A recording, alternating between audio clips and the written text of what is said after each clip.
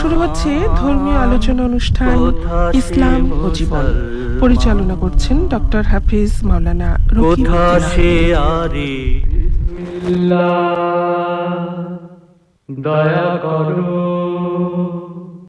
আসসালামু আলাইকুম ওয়া রাহমাতুল্লাহি ওয়া বারাকাতুহু। বিসমি সুবহানাহু ওয়া সু'দানাহু ওয়াসসালাতু ওয়াসসালামু আলা যিল মাজদি ওয়াল মাকান, আম্মা বা'দ। قال الله تعالى في القرآن الكريم: أعوذ بالله من الشيطان الرجيم، بسم الله الرحمن الرحيم، فمن شهد منكم الشهر فليصمه، صدق الله العظيم. وقال رسول الله صلى الله عليه وسلم: من صام رمضان إيمانا واحتسابا غفر له ما تقدم من ذنبه، أو كما قال عليه الصلاة والسلام. বাংলাদেশ বেতারের সম্মানিত শ্রোতামণ্ডলী, কাছের দূরের, বিশ্বজুড়ে যে যেখান থেকে আমাদের আজকের ইসলাম ও জীবন শুনছেন, সকলকে জানাচ্ছি আন্তরিক অভিনন্দন, মুবারকবাদ। সম্মানিত শ্রোতামণ্ডলী, আমাদের আজকের বিষয় পবিত্র আল কোরআনে ও হাদিসের আলোকে রমজানে ইবাদতের গুরুত্ব ও তাৎপর্য। প্রিয় শ্রোতামণ্ডলী, আল্লাহ তাআলার সৃষ্টির সেরা জীব হিসাবে মানুষকে আল্লাহ তাআলা সৃষ্টি করার একমাত্র উদ্দেশ্য হলো সর্বাবস্থায় ও সব কাজে আল্লাহ তাআলার ইবাদত, দাসত্ব ও আনুগত্য করার মাধ্যমে তার দায়িত্ব পালন করে আল্লাহর সন্তুষ্টি অর্জন করবে।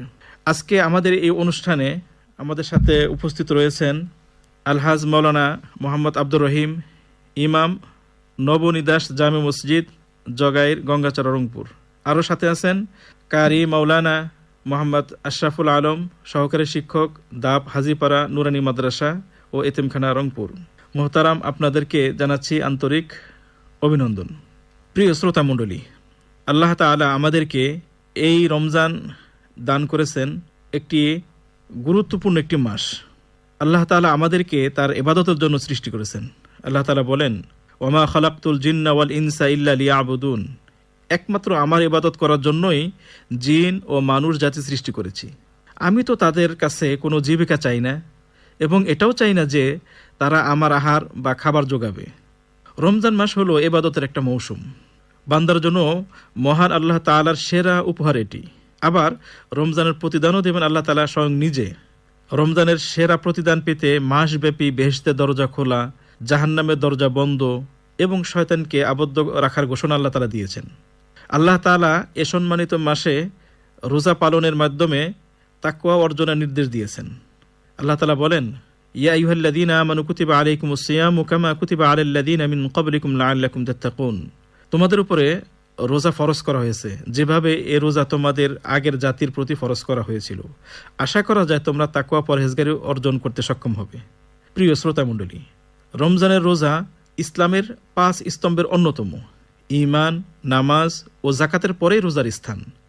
রমজান মাসে চাঁদ উদিত হলেই প্রত্যেক সুস্থ, মুকিম, প্রাপ্তবয়স্ক পুরুষ ও হায়েজ নেফাস মুক্ত প্রাপ্ত বয়স্কা নারীর উপর পূর্ণ রমজান মাসের রোজা রাখা ফরজ। রমজান মাসের একদিন রোজা না রাখলে মানুষ শুধু গুনাহগারই হয় না, ওই রোজার পরিবর্তে আজীবন রোজা রাখলেও রমজানের এক রোজার যে মর্যাদা ও কল্যাণ, যে অনন্ত রহমত ও খায়ের বরকত, তা কখনো লাভ করতে পারবে না এবং কোনোভাবেই এর যথার্থ ক্ষতিপূরণ আদায় হবে না। হাদিসে আসছে, মান আফতারা ইয়াওমান মিন রমাযান মুতাআম্মিদান মিন গায়রি সাফারিন ওয়ালা মারাজিন লাম ইয়াকজিহু আবাদান ওয়া ইন সামা আদ-দাহরু কুল্লু, যে ব্যক্তি অসুস্থতা ও সফর ব্যতীত ইচ্ছাকৃতভাবে রমজানের একটি রোজাও ভঙ্গ করে, সে আজীবন রোজা রাখলেও ওই রোজার হক আদায় হবে না। প্রিয় শ্রোতামণ্ডলী, এ পর্যায়ে আমরা শুনব এই রমজানের যে আল্লাহ তাআলার ইবাদত নিয়ে আমাদের সামনে আলোচনা করবেন আলহাজ মাওলানা মোহাম্মদ আব্দুর রহিম, ইমাম, নবনিদাস জামে মসজিদ, জগাইরজার, গঙ্গাচড়া, রংপুর। أعوذ بالله من الشيطان الرجيم، بسم الله الرحمن الرحيم، يا أيها الذين آمنوا كتب عليكم الصيام كتب عليكم الصيام كما كتب على الذين من قبلكم لعلكم تتقون قال النبي صلى الله عليه وسلم الصيام জিন্নাত বিসমিল্লাহির রহমানির রহিম। রোজা সিয়াম হলো ইসলাম ধর্মের তৃতীয় মূল স্তম্ভ, যা রমজান মাসে শুভে সাদেক থেকে সূর্যাস্ত পর্যন্ত পানাহার, পাপাচার ও ভোগ বিলাস থেকে বিরত থেকে আত্মশুদ্ধি অর্জনের একটি ফরজ ইবাদত। এটি শারীরিক ও আত্মিক উন্নতির মাধ্যম। রমজান হলো ইসলামের পবিত্রতম মাস, যা আত্মশুদ্ধি, তাকওয়া অর্জন এবং মহান আল্লাহর নৈকট্য লাভের শ্রেষ্ঠ সময়। এ মাসে রোজা ফরজ করা হয়েছে, কুরআন নাজিল হয়েছে এবং রহমত, মাগফিরাত ও জাহান্নাম থেকে মুক্তির সুবর্ণ সুযোগ রয়েছে। তারাবি, সাহরি, ইফতার এবং কুরআন তিলাওয়াতের মাধ্যমে ইবাদত করলে হাজার মাসের চেয়ে বেশি সওয়াব পাওয়া যায়। রমজানের ইবাদতের গুরুত্ব ও তাৎপর্য। ফরজ ইবাদত রমজানের রোজা ইসলামের অন্যতম রুকন বা স্তম্ভ। আত্মশুদ্ধি ও তাকওয়া অর্জন। রোজা মানুষের মধ্যে সংযম, ধৈর্য এবং আল্লাহ তাআলার ভয়, তাকওয়া তৈরি করে। আল কুরআন নাজিল, এই মাসে কুরআন অবতীর্ণ হয়েছে, তাই কুরআন তেলাওয়াত ও গবেষণায় বিশেষ গুরুত্ব রয়েছে। পাপ মোচন ও মাগফিরাত। রমজান রহমত, ক্ষমা, জাহান্নাম থেকে মুক্তির মাস। পুরো মাসে রোজা পালনের মাধ্যমে পূর্বের গুনাহ মাফ হয়ে যায়। লাইলাতুল কদর এই মাসে রয়েছে হাজার মাসের চেয়ে উত্তম রাত লাইলাতুল কদর। তারাবি, তাহাজ্জুদ, বেশি বেশি দান খয়রাত রমজানের ইবাদতের মর্যাদা বাড়িয়ে দেয়। ঐক্য ও সহানুভূতি। রোজা ধনী দরিদ্র সবাইকে ক্ষুধা ও তৃষ্ণার অনুভূতি দিয়ে পারস্পরিক সৃষ্টি করে, মহব্বতের সৃষ্টি করে। সংক্ষেপে রমজান হলো গুনাহ মাফ করিয়ে জীবনকে পরিবর্তন করা এবং জাহান্নাম থেকে মুক্তি পেয়ে জান্নাত লাভের সেরা মৌসুম।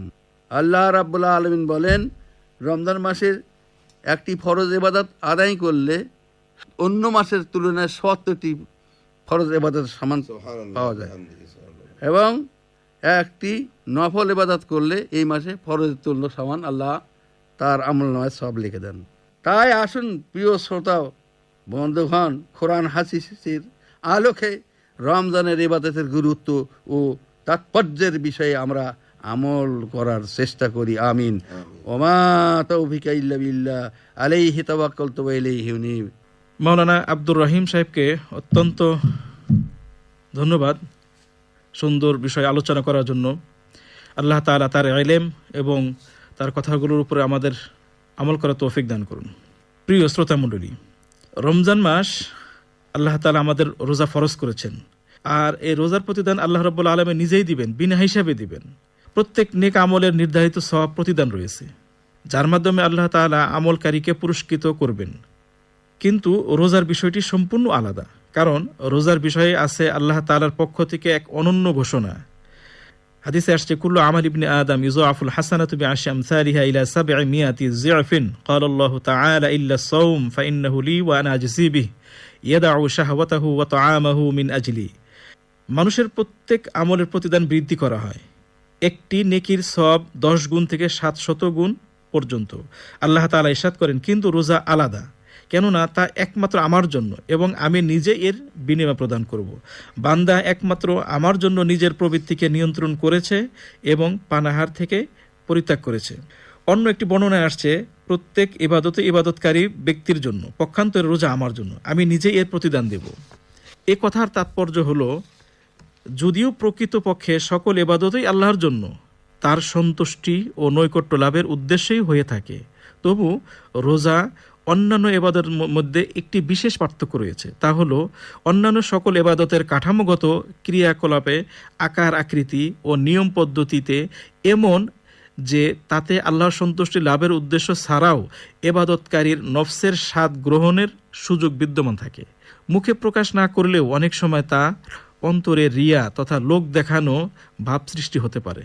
তার অনুভূতির অন্তরালে এ ধরনের ভাব লুকিয়ে থাকে, তা সে অনুভব করতে না পারলেও তার ভিতরে অবচেতনভাবে বিদ্যমান থাকে, ফলে সেখানে নফসের প্রভাব এসে যায়। পক্ষান্তরে রোজা এমন এক পদ্ধতিগত ইবাদত যার আকার আকৃতি এরূপ যে আল্লাহর সন্তুষ্টি লাভের উদ্দেশ্য ব্যতীত ইবাদতকারীর নফসের স্বাদ গ্রহণের বিন্দুমাত্র সুযোগ নেই।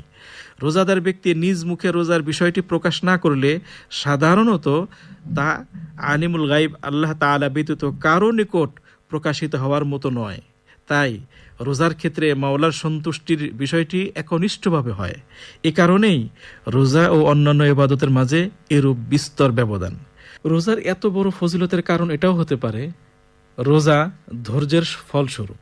আর ধৈর্যকারীদের জন্য আল্লাহ তাআলা বলেন, ইন্নামা ইউওয়াফাস সাবিরুনা আজরাহুম বিগাইরি হিসাব। ধৈর্যকারীদের অগণিত সওয়াবের অধিকারী হবেন। আল্লাহ তাআলা নিজেই যখন রোজাদারের এই পুরস্কার দিবেন, সবরকারীদের জন্য এই পুরস্কার দিবেন, তখন কি পরিমাণ দিবেন এই ব্যাপারে ইমাম আউজাঈ রাহমাতুল্লাহ আলাইহি বলেন, আল্লাহ তাআলা যে রোজাদারকে প্রতিদান দিবেন তা মাপা হবে না, ওজন করাও হবে না, অর্থাৎ আল্লাহ তাআলা বিনা হিসাবেই দিবেন। সম্মানিত শ্রোতামণ্ডলী, তাই আসুন আমরা রমজানের যে সকল ইবাদতগুলো করব, রমজানের রোজা, কিয়ামুল লাইল, সালাতুত তারাবি, সালাতুত তাহাজ্জুদ, দান, সাদকা, যাকাত, যত ধরনের ইবাদতগুলো করব সকলগুলোই আল্লাহ তাআলার সন্তুষ্টি অর্জনের জন্য করব।